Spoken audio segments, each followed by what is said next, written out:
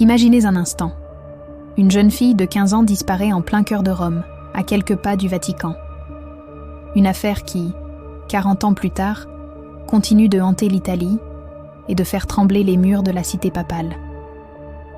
Et si cette disparition cachait une vérité que personne n'a jamais osé révéler? Nous sommes le 22 juin 1983. Rome est baignée par la douce lumière d'un début d'été.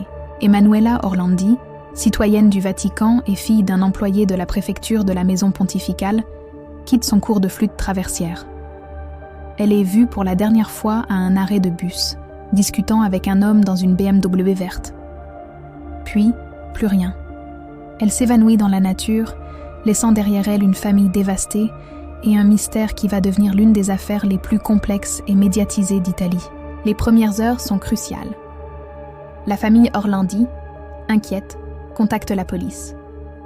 Mais les premières recherches sont lentes, presque hésitantes. On pense d'abord à une simple fugue d'adolescente, une hypothèse rapidement écartée par ses proches, qui décrivent Emanuela comme une jeune fille sérieuse et responsable. Très vite, l'affaire prend une tournure politique et internationale. Des appels anonymes commencent à arriver, créant un labyrinthe de fausses pistes et de revendications contradictoires.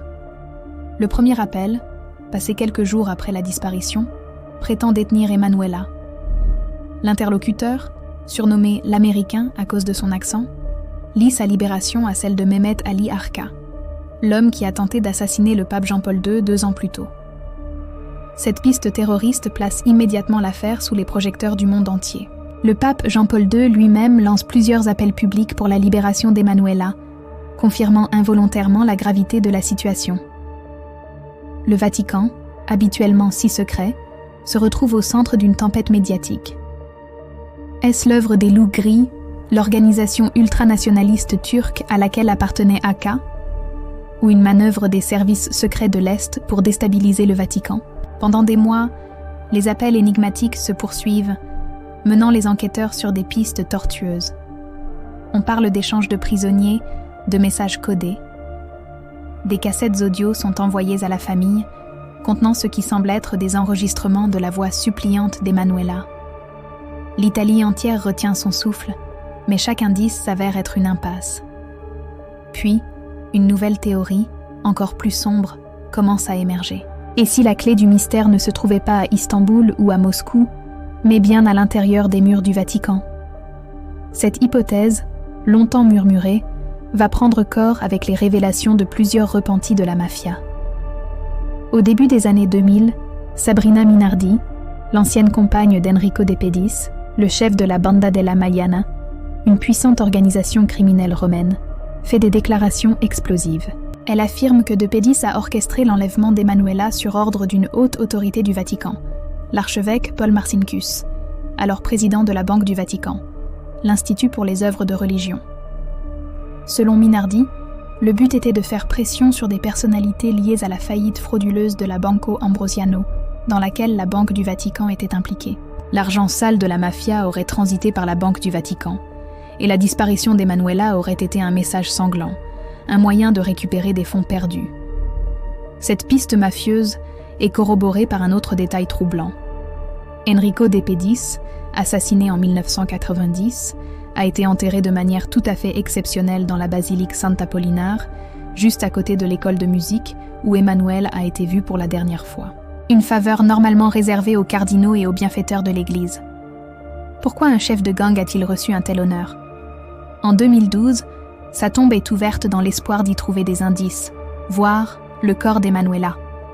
On n'y trouve que le cercueil de Pedis, mais le mystère autour de son inhumation renforce les soupçons d'une connexion entre le crime organisé et certains cercles du Vatican. Mais une autre théorie, encore plus dérangeante, a gagné en crédibilité ces dernières années. C'est la piste d'un scandale interne au Vatican, impliquant des abus et un réseau de silence. Le père Gabriele Amorth, l'exorciste en chef du Vatican décédé en 2016, a affirmé à plusieurs reprises qu'Emanuela avait été enlevée pour participer à des fêtes impliquant des prélats et des membres de la gendarmerie vaticane. Selon lui, elle serait morte lors d'une de ces soirées, et son corps aurait été dissimulé pour étouffer le scandale. Cette version terrifiante expliquerait l'implication présumée de la Banda della Maiana, non pas comme commanditaire, mais comme prestataire de services chargé de faire disparaître le corps et de brouiller les pistes avec la revendication terroriste. Cette hypothèse expliquerait aussi le silence obstiné du Vatican et les nombreuses tentatives d'entraver l'enquête au fil des décennies. La vérité serait-elle si terrible qu'elle pourrait ébranler les fondations même de l'Église catholique? Les années passent, mais la famille Orlandi, et en particulier son frère Pietro, n'abandonne jamais. Il consacre sa vie à chercher la vérité, organisant des manifestations, interpellant les papes successifs et explorant chaque nouvelle piste, aussi infime soit-elle. En 2019, une information anonyme conduit à l'ouverture de 2 tombes dans le cimetière teutonique du Vatican. L'espoir renaît, mais les tombes se révèlent être vides. Encore une déception, un autre cul-de-sac. Qu'est-il vraiment arrivé à Emanuela Orlandi? A-t-elle été la victime innocente d'un chantage international contre le Vatican? A-t-elle été un pion dans un règlement de compte sanglant entre la mafia et la banque du pape? Ou a-t-elle été la proie d'un réseau de prédateurs dissimulés derrière les murs sacrés? Chaque théorie ouvre sur un abîme de questions. Pourquoi le Vatican a-t-il toujours maintenu une position si opaque, classant l'affaire « secret d'État » ? Qui étaient vraiment les hommes qui ont passé ces appels anonymes? Et pourquoi tant de témoins clés sont-ils morts dans des circonstances étranges ou ont-ils gardé le silence pendant si longtemps? L'affaire Orlandi n'est pas seulement un fait divers. C'est un miroir des zones d'ombre de notre société, où le pouvoir, l'argent et la religion s'entremêlent dans un ballet macabre. C'est l'histoire d'une quête de vérité contre un mur de silence. Récemment, le Vatican a annoncé la réouverture de l'enquête, plus de 40 ans après les faits. Est-ce un véritable désir de faire la lumière ou une simple manœuvre pour calmer l'opinion publique? Le mystère d'Emanuela Orlandi reste entier. Une jeune fille au visage souriant, figée dans le temps, dont le nom est devenu le symbole d'une justice qui n'a jamais été rendue. Son histoire nous rappelle que derrière les grandes institutions et les secrets d'État, il y a toujours des vies brisées et des familles qui attendent des réponses.